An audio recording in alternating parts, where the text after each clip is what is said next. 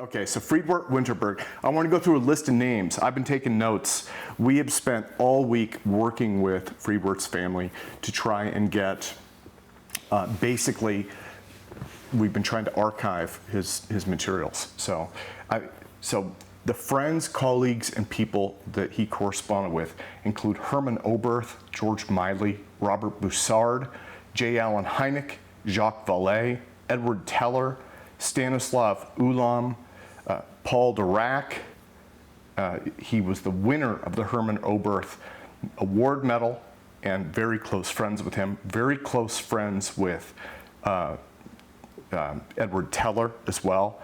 And let me see, his PhD advisor was Werner von Heisenberg.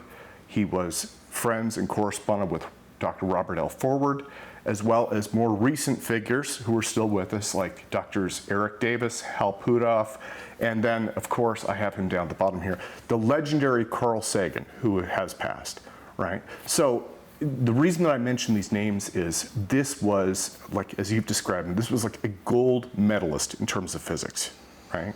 Absolutely. Dr. Winterberg, he was brought over in 1959 under Project Paperclip. He was 16 at the end of the war in 1945. And so he went on to college for physics. He ended up doing very well. And as you said, he studied under Heisenberg, which was a very important figure in the history of all physics.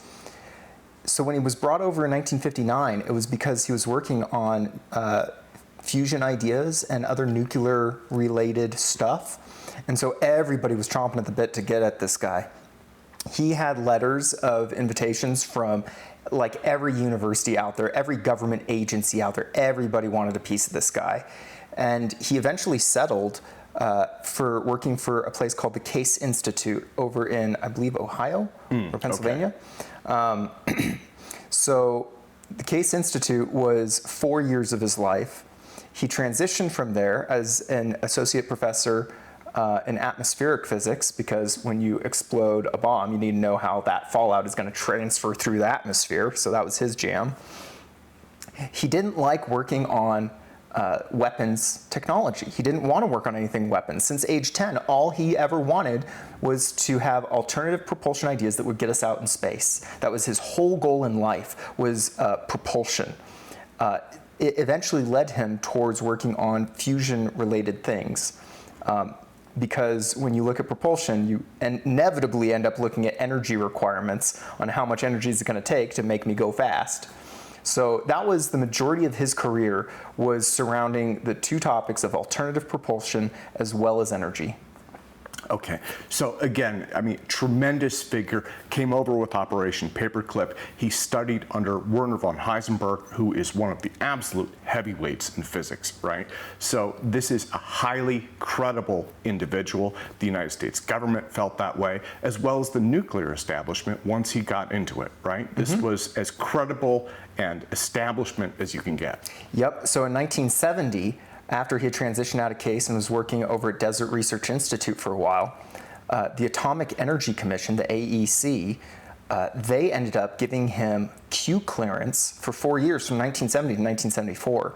You don't get Q clearance without being a somebody, right? Yeah. Like, that's really high-level secret stuff.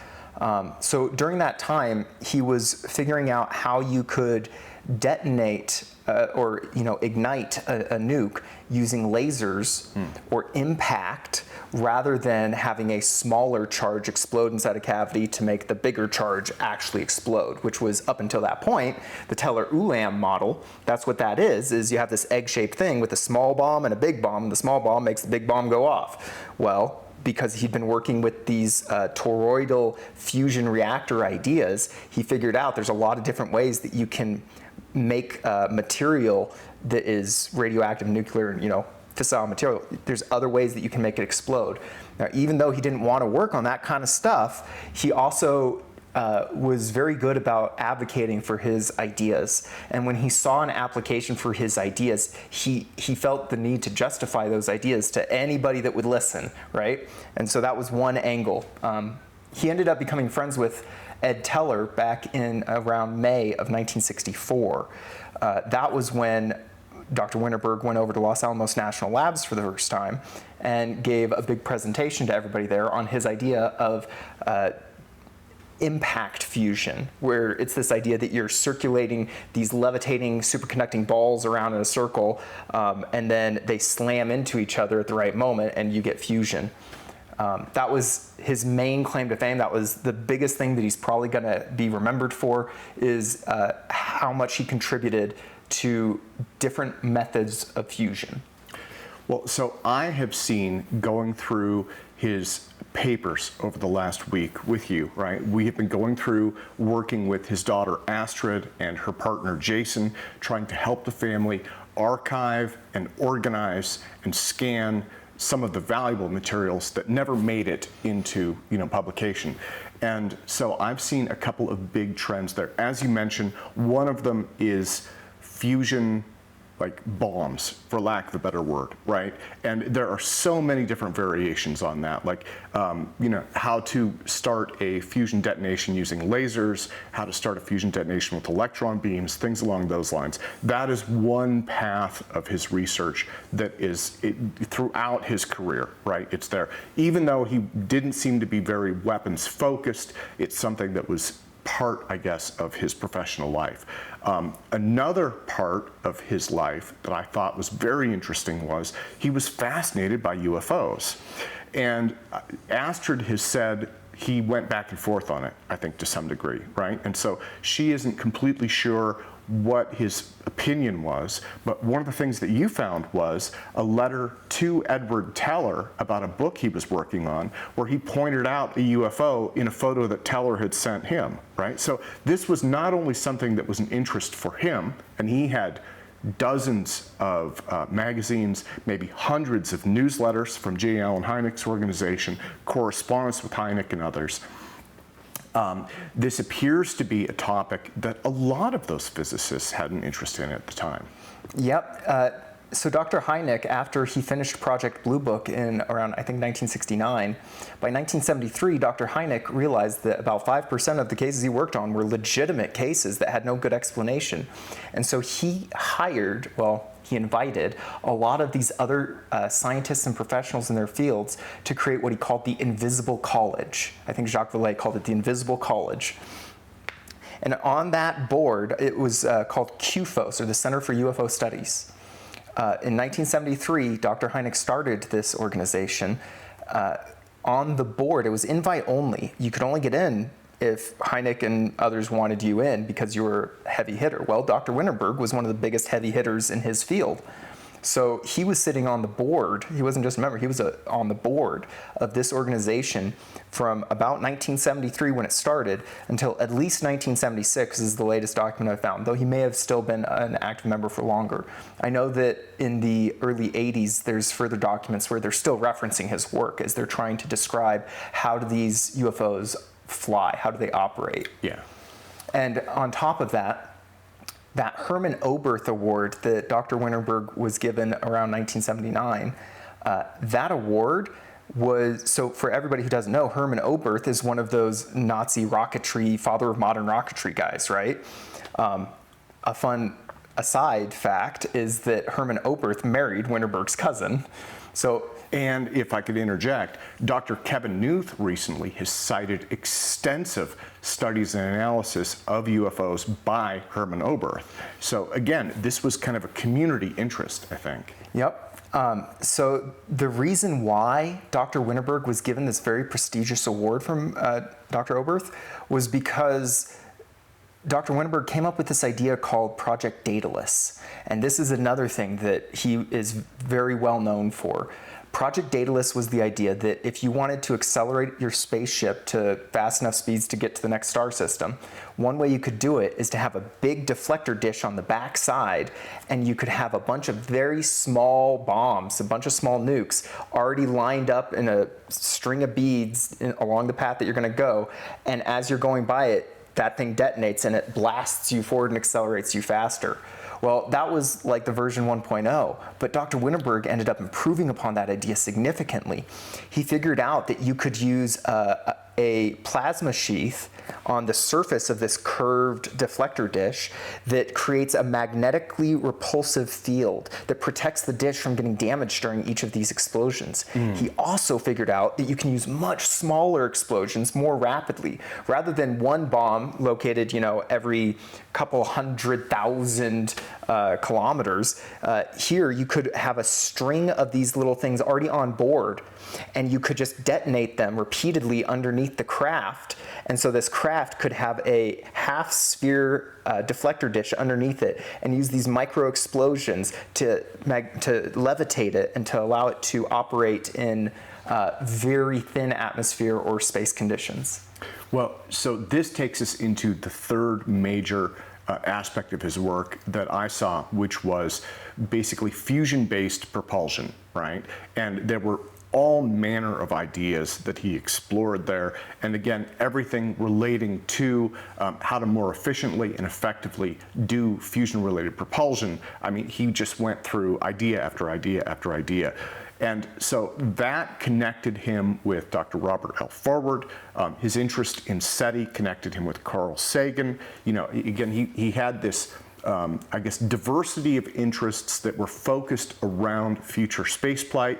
And, along with that, it was, what will we encounter? What kind of beings are out there, and are they already here, right? So again, to me, this seems like a common interest. But what's really intriguing is not only his credibility, not only his pedigree, right? I mean, this is a world-class physicist, and it's well known. He was not hiding out, right? He won the Hermann Oberth Award, right? He corresponded, he was best friends with Teller. He knew all of these top-tier scientists in the nuclear establishment.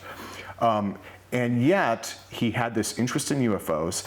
His daughter Astrid said that he drove down to Area 51 many times. That was something she'd said. And that was a thing that we had to look up, because if I understand correctly, you found that he may have been going to Area 11, which is nuclear test sites down there, and not actually Area 51. Right? Correct, yeah. So everybody hears Area 51 and thinks that's where we keep all the good sauces and alien stuff. So Area 51 is a small section inside the much larger section, which is the Nevada test site. And the Nevada test site is huge, it's massive, and it has area number whatevers all over the place. So during the end of the 1980s, he was working on helping the government figure out how they were going to get rid of their spent radioactive materials. We needed some hole in the ground somewhere where we can dump our dirt or our bad stuff and let it just decay for the next couple tens of thousands of years without hurting anybody. So he was hired to check and see how much of that was going to be leaching into the groundwater over near the Yucca Mountains, which is on the pretty southwestern side of the Nevada test site. For reference, Area 51 is kind of more smack dab in the middle of the whole thing, because that's how you keep it secure. Okay, so there definitely is kind of a correlation there, and then there are a lot of questions. And one of the biggest questions is where he was actually going. Astrid had said that he would joke with her specifically about going to Area 51. He was joking about UFOs, and of course we knew that he had this UFO interest. She also told me repeatedly that when she was a young girl, he would take her to UFO fairs, right? So again, there's just a personal interest. It is worth noting, and I think you and I both saw this, he compartmentalized these things very well in his notes. So in terms of everything that he archived, he had a box labeled UFOs, and that was all of his UFO stuff. And then he would have other boxes for like fusion propulsion and new physics. He also worked on a new model of physics. You have a copy of the book there, the Planck Aether Hypothesis, right? Yep. So this book, he started working on it back in the 70s. He'd been working on this model for a very long time. And he ended up finally getting the book written around the year 2000, and then he created the second edition here that fixed some of those minor errors that the first one had. So this is the one that he has the most copies of, and the most copies that are out there. I haven't fully gone through the book yet, but I am already somewhat familiar with his idea of this Planck ether, which is a very unique grand unified theory. Dr. Winterberg branched out into a lot of different areas of study. He didn't pigeonhole himself just in fusion research. Like I said a moment earlier, he was working on this underground water contamination thing, right? That's way outside of fusion. And then he was working on the atmospheric physics in his early career. He worked in a lot of different areas. In the theoretical domain, he created this grand unified theory based upon dozens and dozens, if not hundreds, of other smaller parts of this idea throughout the decades. And then he finally coalesced all of those ideas into a single idea that seemed to make pretty good sense. This idea is part of what's related to his ideas for negative mass propulsion. And that's a whole field in and of itself, because a lot of people hear negative mass and they kind of wince. They go, there can't be any such thing as negative mass. Well, Dr. Winterberg, gold medalist level theoretical physicist, he thought that there was a way that not only was it real, but that there was a way to access it, that there's a way to go harvest this stuff that exists in certain places. One of the most wild ideas he had was he wanted to create a hole from one side of the moon to the other. He wanted to create a hole through the whole thing, because at that time, during the SDI days, the 80s, they figured out that you could do tunneling with nukes. You could make these really long tunnels, really wide tunnels, very rapidly with these specialized nuclear explosions. And so according to his model, all this negative mass seems to collect in the center of very large bodies.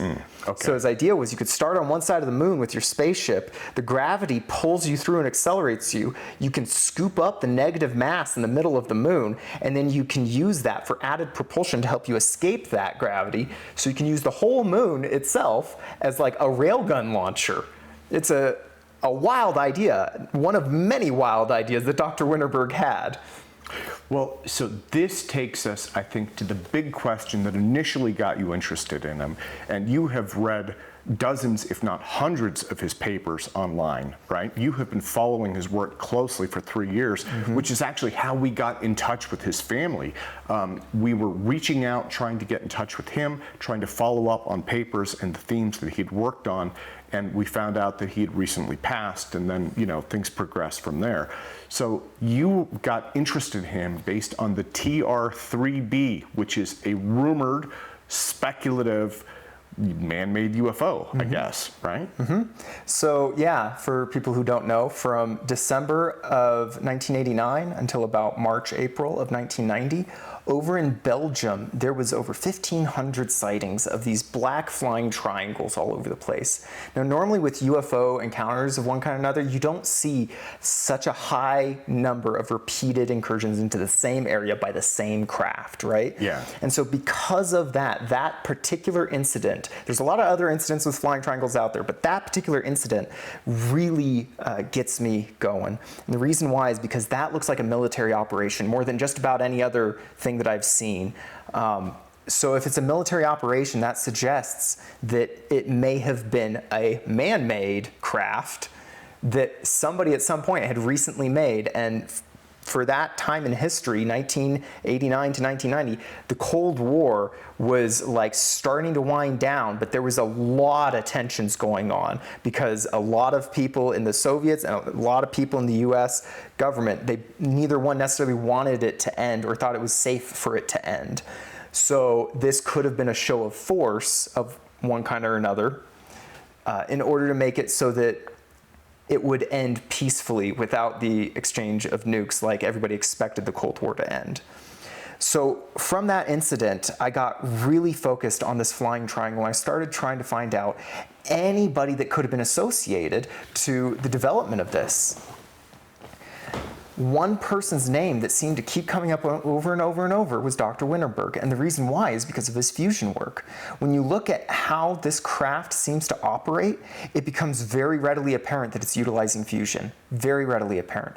Even more so, on the center underside of all of these flying triangles, they have the same exact deflector dish with the same exact oscillating plasma explosion that Dr. Winterberg talks about in his Project Daedalus stuff. So all of these arrows keep pointing back to Dr. Winterberg. So this week, as we've gone through and we've archived his stuff, we've looked through every single thing the guy has, which is a lot. Tons.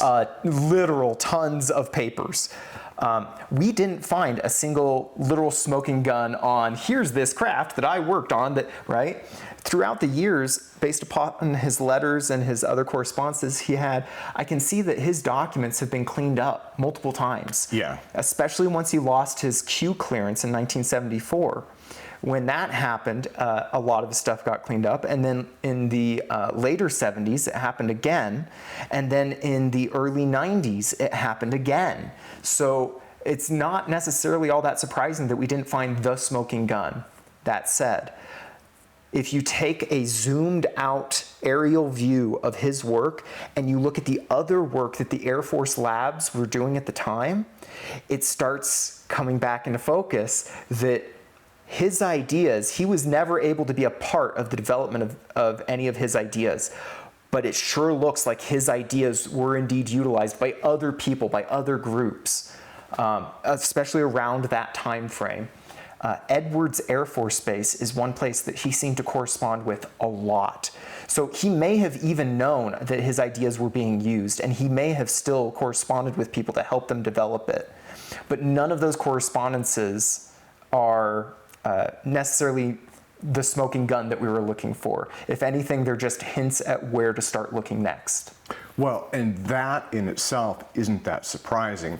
Again, there's a game involved with clearances and funding and a lot of back office politics that's involved with this, right? And the fact that he didn't want to go along with the program, so to speak, in terms of developing weapons may have basically put him on the outside of this, right?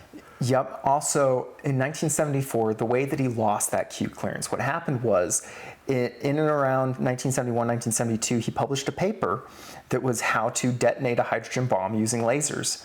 And that got the AEC, the Atomic Energy Commission that had given him his clearance, that got them really mad because it was a public paper that he had just published, and they determined that it had classified information in it, even though they removed that determination within a few months later. Nevertheless, the fact that he caused them trouble in that way, because he was public about his research, that was enough that they didn't want to deal with him anymore. They were afraid that, oh, this guy's a loose cannon, he might leak some other secrets that we will have to, clean up after him for.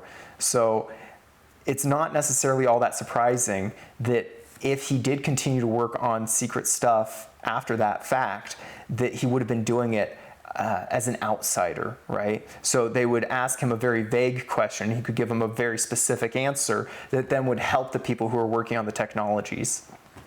Well, and so this takes us into this very murky gray area of whether or not he was an insider in any way. And the reason I say that's kind of a murky area is even if you don't have a clearance, if you are good friends with Edward Teller, as he was, right, then it's entirely possible that he had an idea what was going on, what was being developed, even if he didn't have clearances for it. Did you see anything that kind of indicated that? Sort of. In a number of correspondences between him and Dr. Teller, you can tell that they had a lot of conversations that were not recorded, because they would reference, like, based upon our previous conversation, right? Yeah. But I would look back and I would look for that previous conversation, and he doesn't have any record of it anywhere. And this man kept meticulous records. In one document I found, he said that he had over 100,000 pages in all of these 2-inch 3-ring binders, right? Because he had a binder for about every 6 months of his professional career, starting back in the 60s all the way up until the 2000s. This man kept meticulous records of every correspondence he ever had with anyone about anything. So when I see him talking about things that him and Dr. Teller were having conversations about, and there's no other records of that, I'm going to assume that those were in-person conversations. They probably weren't even talking about it over the phone. But Dr. Winterberg made plenty of trips over to Los Alamos National Labs, as well as Sandia, because those are the two places that were working on all of these fusion concepts. And he was visiting those places all the way up until the end of his career. Yeah. Well, and so again, just to kind of reiterate, because this has been one of the things we'd wondered about, when Astrid had talked about Area 51, your thought was maybe she got confused and he meant Los Alamos. And so we followed up with her on that, and she said no, he absolutely said Area 51. He was talking about UFOs. He said it in a joking way. He's like, Astrid, I'm going. Wouldn't you like to go with me? You know, so that at least was what he told her, right? And again, it could have been Area 11, I guess, which is, you know, fusion, fission, research, testing areas that are in a different part of the Nevada test range. Yep, there's a lot of underground nuclear testing that goes on in the entire Nevada test site. And Area 11 is one of those areas where they have these underground tests going, which is part of the reason why they were looking into how is the radiation from these tests leaking into the groundwater. One of Dr. Winterberg's hobbies prior to this was geology and understanding how rocks stratify and how they crumble under certain loads and everything. And part of that is because he helped work on this idea of tunneling using these nuclear explosions. One paper that I'd seen a couple years ago shows that he came up or helped design this idea for another deflector dish for underground nuclear tunneling. What would happen is you would explode this directional nuke, and half of the explosion would go one way and half would go the other way, and he used this reflector that would reflect all the X-rays back in the direction that you want it to go, and so you could tunnel very, very far, very, very quickly. And in order to be able to model that well, you have to understand how rocks react to different kinds of stimuli like X-rays or thermal or whatever other kinds of explosive reactions rocks are going to undergo when you detonate a nuke underground. Yeah. So you mentioned the binders. There were probably, I would say, over 50, maybe between 50 and 100 binders. As you said, just about every 6 months in his professional career, he started a new binder. And we're talking about like 1959 through, you know, like the 2010s, I think, you know, as well as having probably another 30 or 40 binders for topical issues in his closet, right? He would just have different topics he had done research on or done papers on. He additionally had a massive set of binders for teaching, right? Because he started out at the Desert Research Institute. He ended up teaching at the local university system. So he had binders for all of his students and their work. And then he had, we counted, I think, over 30 boxes full of papers and binders and photocopies and handwritten notes and all of that. So altogether, this was thousands and thousands and thousands of pages of material. And one of the important points, kind of surprising for me, was this definitely was cleaned, probably several times, probably over a period of years. I didn't find one single document that said classified. I did find several that said declassified, right? Things that had been classified, he would attach them to research that he had done. In some cases, he would share them with his students. So, you know, he followed the rules very well in that regard. He was very much a rule follower. One letter I found, which was talking about just post one of these cleanup events, he mentioned that he had over 100,000 pages between 200 of these binders. And that was not a new letter. That was a letter from like the 70s, right? So halfway through his career, if not less than halfway. So the number of records that he had originally and the number of records that we saw, while we did see a lot of records, I suspect we only saw a portion of what he originally had before any of these cleanup events. Okay.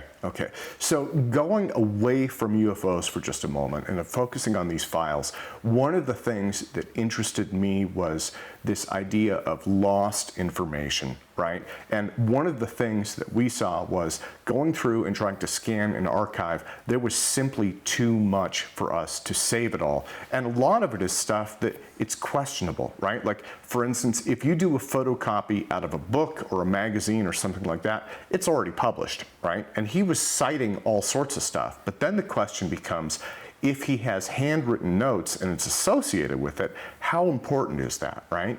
And for me, this really brought home this larger issue of America's nuclear scientists, as well as a lot of other specialized disciplines, are aging themselves out of society, right? I mean, he passed away at a very ripe old age. As you know, we've lost a lot of tremendous scientists over the last decade, right? The Cold War produced this massive body of specialized research, and that's leaving us. I've read that Los Alamos and Sandia are struggling with that. They're losing their culture of nuclear expertise. And so for me, there's also this aspect of how can we, not just you and me, we as a society, preserve and honor this legacy? Yes, you said it so well. So we had about 2 generations of people who witnessed all of these bomb tests, right? They were eyewitnesses to seeing what happens when you explode the largest bomb man has ever been able to make, right? And what that does for your knowledge, as well as for just your moral standing on how the world works, right? Very different mentality, very different world view than people who are being brought up now, who the only thing they have to go on is pictures and some old grainy videos of these things. They had no recollection of the Cold War and the fear that was always present. They had no recollection of World War II when these bombs were used in war. There's a continual degradation, just from what I'm seeing as an outsider. It seems like there's a continual degradation in our ability to preserve all of this knowledge, to preserve all of this motivation, to continue this research, because this research should be continued. We had this grandiose idea back in the 50s that we were entered the atomic age, the atomic era, right? And there was these very idyllic views on how we were going to be able to harness all of these different power sources for the betterment of mankind, right? Rather than use it for its destructive purposes, use it for its constructive purposes. We've seen fusion or fission reactors crop up here and there. There hasn't been a new one for a very long time because the costs associated with it are so heavy. Yeah. The only way that we're going to be able to see energy independence and to remove ourselves from fossil fuels, as well as from the potential for nuclear fallout when you have another Fukushima-like event or another 3 Mile Island-like event where these fission reactors melt down, the only way we're going to be able to get away from that is with fusion, nuclear fusion. And I think Dr. Winterberg figured that out a long time ago, that the answer is fusion. Part of the problem, though, is that fusion research is so closely tied with all of this super classified stuff that you can't necessarily release the advancements that your team has made without risk of enabling your country's enemies to be able to develop weapons from that. It's quite an unfortunate thing, and Dr. Winterberg was fully aware of how unfortunate this was, that you couldn't declassify this type of fusion research, especially when the advancements that he was making were leaps and bounds beyond anything anyone had ever come up with before. Initially, our ability to attain fusion was next to zero, and thanks to Dr. Winterberg, he made orders of magnitudes increases in the viability of the potential for this to become a thing. Whether or not we actually achieved it in the SDI era is a little bit questionable. I haven't seen a smoking gun yet, other than the flying triangles, maybe. And we're always told that nuclear fusion is another 10 to 30 years out. Just repeatedly, it's always that much far out. Well, part of the problem, why that's so far out, is because there's a lot of research out there, not just by Dr. Winterberg, but by other government-related scientists as well, who made such great strides, and those strides aren't recognized because it's classified. Yeah. Yeah. Well, and again, he explored so many different nuts and bolts aspects of it, right? Can you initiate it this way? Can you shield it that way? Can you control it this way? So a lot of it was, it's not just, can we build a bomb? Can we build it bigger? It's more like, how can we utilize this and harness it and more efficiently control this for the betterment of mankind, as well as exploring space. Again, this was a consistent theme. This was one of his big themes, was we can use this to get to other planets, other solar systems, start to explore our galaxy, right? And on another note on his fusion research, Dr. Winterberg passed away in 2022. In 2018 to 2020, he had signed an NDA for Lockheed so that he could help Lockheed with their fusion reactor design that they had been working on. Now, there's a lot of different versions of fusion reactors out there, and a number of them employ Dr. Winterberg's ideas. But Lockheed had a slightly different model that they were working on, and they asked Dr. Winterberg to come in as a consultant, and he had to sign all the papers, and I won't disclose, exactly what you're doing here. But the paper that he wrote up after the fact on what he did, because he wanted everybody to know what he did, that paper is publicly available, and you can see the kinds of major lateral thinking that he was still capable of at ages like 94, 95 years old. He was still with it enough that he was able to give Lockheed a totally different method than they'd been trying before. It doesn't appear as though Lockheed has actually employed his ideas, though they might reconsider doing so.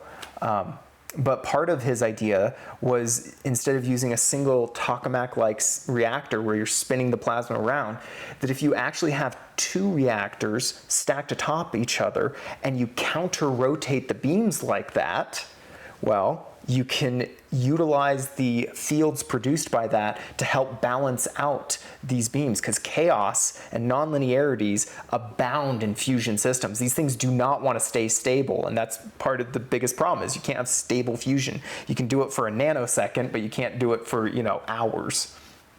Well, when you stack them on top of each other like that, those instabilities start to even out a little bit better. In addition, there might be some other interesting side effects that come from that, which Dr. Winterberg hints to in some of his papers. Some other papers written by the Air Force Research and others are suggesting that there may very well be anti-gravity properties. And in fact, in that Lockheed paper by Dr. Winterberg, he talks about negative masses occurring in the center of the toroids. It's possible, and this is pure speculation, but it's possible, based upon what I've seen from Dr. Winterberg's work, that when you crack the nut of fusion, you are simultaneously able to crack the nut of anti-gravity and propulsion, which might help explain part of the reason why it has remained so secret. Because anti-gravity technology, for the longest time, has remained very, very secret. If any advancements have been made over the last 80 years by the US government or other governments, we haven't seen the smoking gun on how exactly such systems operate. We have a lot of speculations, but that smoking gun has never quite been there. Well, this takes me to his students and continuing that culture of specialized knowledge, right? One of the things you had wondered about is whether or not one or more of his students may have gone on to develop the TR-3B. Do you think that's possible? I mean, is it close enough to his conceptualization of propulsion, I guess, to have come from the work of the people that he helped educate, that he was close to and he mentored? I could see that as a possibility. I wouldn't commit to it one way or another. And the reason why is because the time frame when we see where he was working on this stuff, he was not doing a whole lot of teaching. He was doing some teaching around that time. He had to keep his position. But it seemed as though he spent more than 60% of his time simply doing research, because he was simultaneously employed with Desert Research Institute and University of Nevada, or the Nevada Education System, I should say. So he balanced his time between those two, but you could tell his heart was really into the research side more than the teaching side, at least during that time. Then you come over to the 2000s and the late 90s, and you see that it seems as though he really became a pretty good professor. All of his students seem to have pretty good reviews about him during those years. And then towards the tail end of things, he started having all these different issues with the university, and things were not going so well there towards the end. So I don't necessarily know that he left the school on a good note, because he had started wanting to make sure that he had his legacy retained, and the school was not really wanting that to happen. Well, and again, it's such a tremendous legacy. So when we were going through working with the family, I found a box that was just postcards. And it took me a moment to realize what those were. These were postcards from various scientists and scientific organizations all over the world asking for reprints of his papers, right? And this was back in the day, back before the internet. And so the only way to get that paper was either in a journal if it was published there, or perhaps they had heard about it, like in a magazine or something specialized. They would write to him to request that. And indeed, there were hundreds, if not thousands, of these postcards. We had an entire box full of them. The thing that intrigued me was, every major organization in the United States, right? You had university professors doing nuclear research of all sorts, as well as General Electric, every company, involved with atomic research at the time. You had major government organizations, different departments within the DoD, like the Department of the Army and things like that. And again, this is over a period of time, right? So things had changed, right? I believe the Army at first, and the Air Force, and then later the DoD, and the whole 9 yards there. But in addition to that, you had major scientific organizations in Japan that wanted to correspond with him and learn more about his work.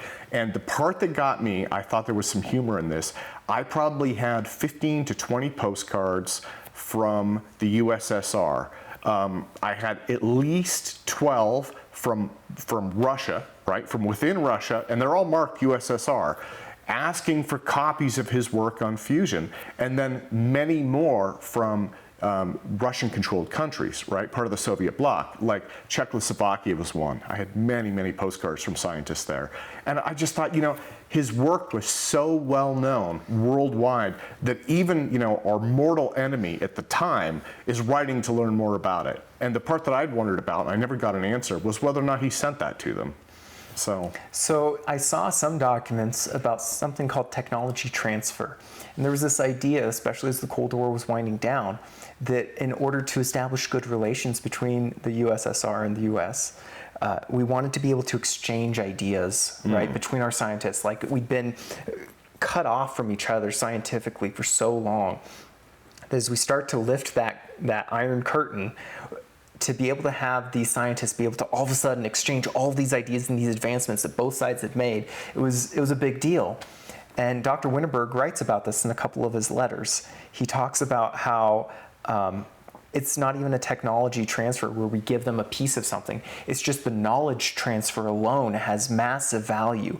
And so he was looking for permission, although he seemed to ask forgiveness more than permission on occasion. But he was looking for ways to be able to share his ideas with all of these people from all over the world, including our mortal enemies, the Soviets, right? He wanted this technology of fusion to become a reality. He saw it as the only viable future for humanity in so many ways, both for energy and propulsion. He ended up sharing that stuff, and we can see that through all of these postcards. He ended up building relationships with so many different professionals from so many different walks of life. It wasn't just the plasma fusion guys that were interested in him. He has connections to guys over in neuroscience. He has connections to people that are researching completely unrelated stuff for the military equipment, for different militaries throughout the world. He was so prolific and so well renowned by so many that his passing, I think, was felt across the planet. Yeah. Well, so I guess I should ask, because I think that we're kind of running through a lot of the major aspects of this. What was something that surprised you the most, I guess? I think getting to talk to his daughter and getting a feel for who the man was outside of his profession, right? Being able to take a peek behind the papers and see who was this person at home instead of who was this person at work. And what I found out was that Dr. Winterberg was, he was very old school, right? He was born in 1929. He was part of the German youth back during World War II. He was from a very affluent family. He came from great means. He went to very prestigious schools. He studied under the most prestigious scientists, right? This man thought very highly of himself. And so he had an inability, it seems, to connect with people who he didn't find to be his intellectual peers, even including his family at times. And that is unfortunate, that with such a great mind, to have this other side of the coin where he was really good at connecting with other scientists, but it didn't seem like he always connected well at a personal level with other people, or to include his family. There was a lot of drama. You and I both saw a lot of papers with just a lot of drama that went on behind the scenes with this man, because he had a very strong sense of justice, and if anybody crossed him, he didn't like that at all. He made sure that he chased them down like a dog chasing a bone. He wanted to make sure that things were made right in any instance that he felt that he was wronged. And that's something that you don't see when you read all of his research papers. That's something that you don't see unless you actually get to have a little peek behind the curtain, so to speak. Yeah. Well, so one of the things that I found most surprising was actually that book right behind you, the Planck Aether Hypothesis. I had no idea that he had developed a completely independent theory of physics. I think that's absolutely remarkable. And one of the things that seems the most remarkable about it was he came from such a rigorous school of physics. And like, as you've said, folks like that, they tend to make up their mind and staunchly defend their opinions and, and what they come up with, right? And in his case, he branched out and he created something that is completely new. Now, neither one of us are physicists, but I mean, I know that you've gone through this. Do you think that there's validity there to it? I think it would be better for me to point at the other physicists who think that there might be validity there. So he had been coming up with this idea of the Planck ether and negative masses and something called rotons, which I'm not going to get into, but he'd been developing this theory for so long. Robert L. Ford, who in the world of alternative propulsion is a big name that a lot of people recognize. There's a lot of correspondence between Robert Ford and Dr. Winterberg, especially surrounding this idea. Dr. Ford was very interested in this idea. He never seemed to commit one way or another towards whether it was valid, but he seemed to always want to know more about it. He was very, very interested in it. And he wasn't alone. He wasn't the only one. Dr. Winterberg sent out this idea to a lot of different people. And it seems like the idea never quite gained traction as it could have had more people looked at it. I think Astrid was telling me yesterday that like 5 people bought this book last year, right?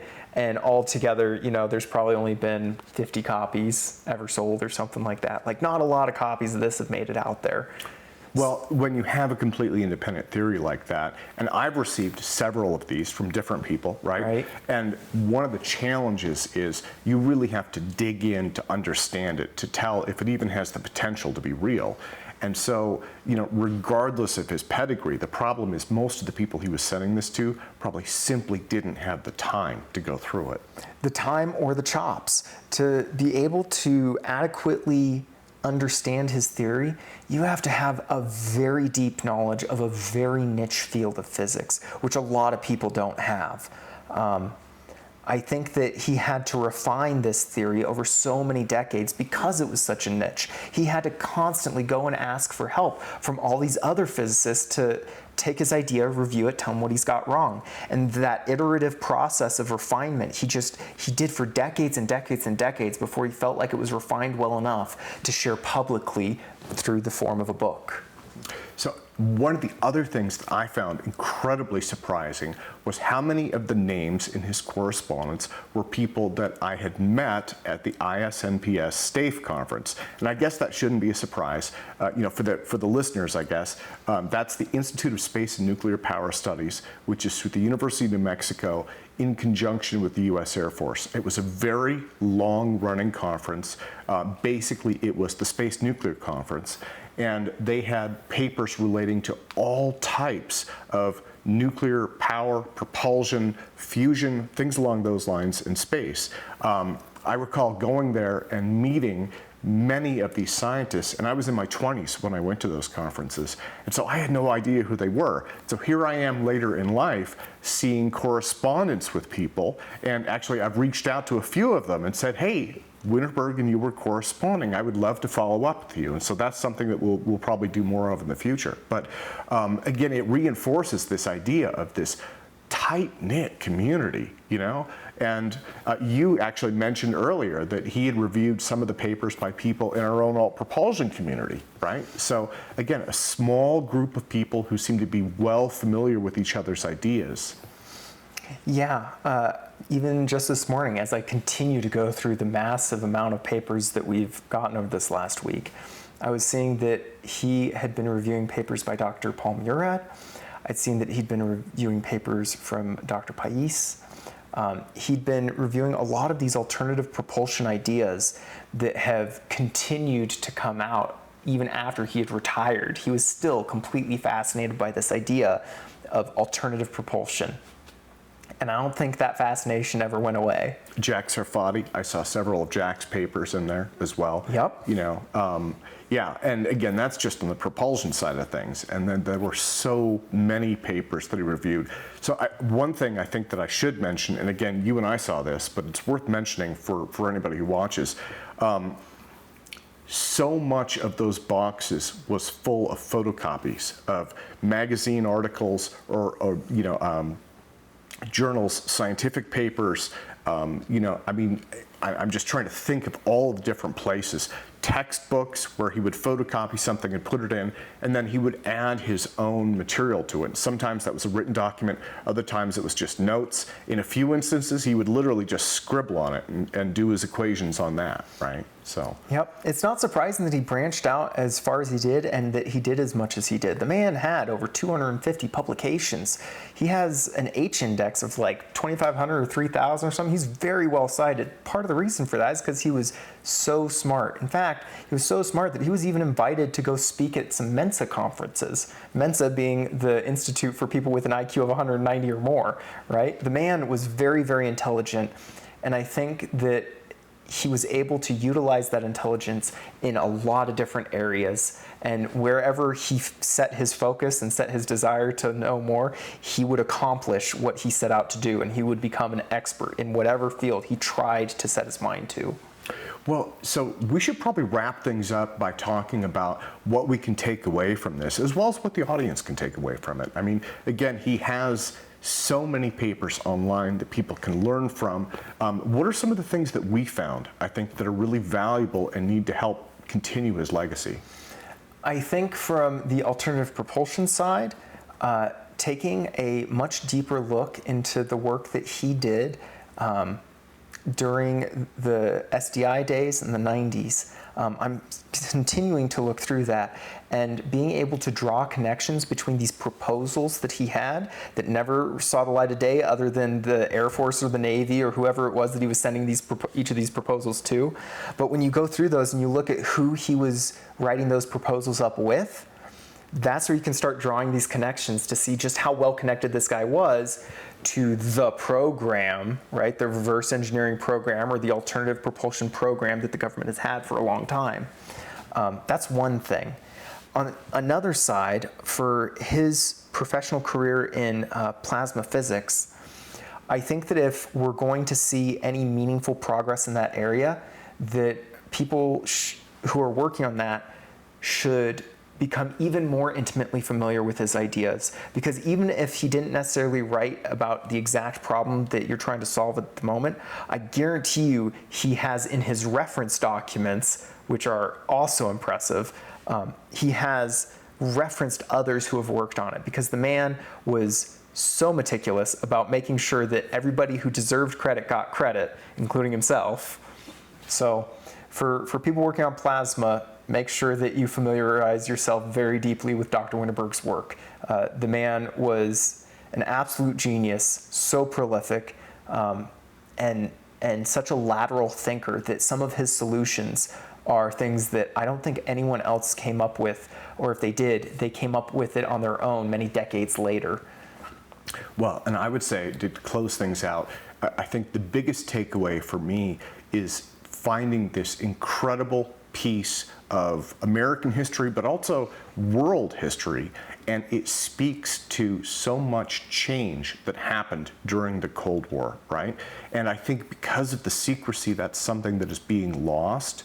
And it's a tragedy. It's a tragedy from a scientific basis, but also from a cultural basis, to really know what happened, right? These were the people that were protecting us. They were trying to build the future. They were trying to create a better world for everyone. And like Winterberg, most of them had very, very idealistic views of that, you know? And so for me, I think that is kind of the biggest takeaway, is having this glimpse into this secret history of science and technology. Well said.